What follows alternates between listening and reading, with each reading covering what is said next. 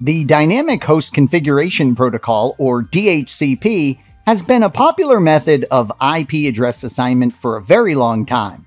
DHCP uses the client-server concept. An end-user device is a classic example of a client, while a Linux or Windows server is a classic example of a server. The basic operation of this service is simple. A client joins the network and lacks the IP address information it needs, as there's been no manual configuration of an IP address and the client is set to use DHCP. The client broadcasts for a DHCP server.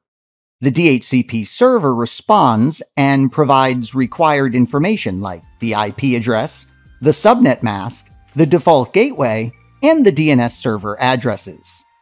When we look more closely at the DHCP process, it is actually a four-step process that is famously referred to as the DORA process. In step 1, the client broadcasts a DHCP discover message. In step 2, the server responds with a DHCP offer message. In step 3, the client responds with a DHCP request. And then in step 4, the server responds with a DHCP ACK. Do you notice how these four messages of discover, offer, request, and ACK spell out DORA?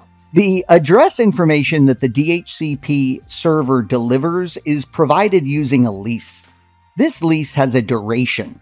The client can attempt to renew the lease, but if required, the server can allow leases to expire, and this makes the address information available for another client. Address information is built in what are called DHCP pools. The DHCP server pulls address information as needed from the pool.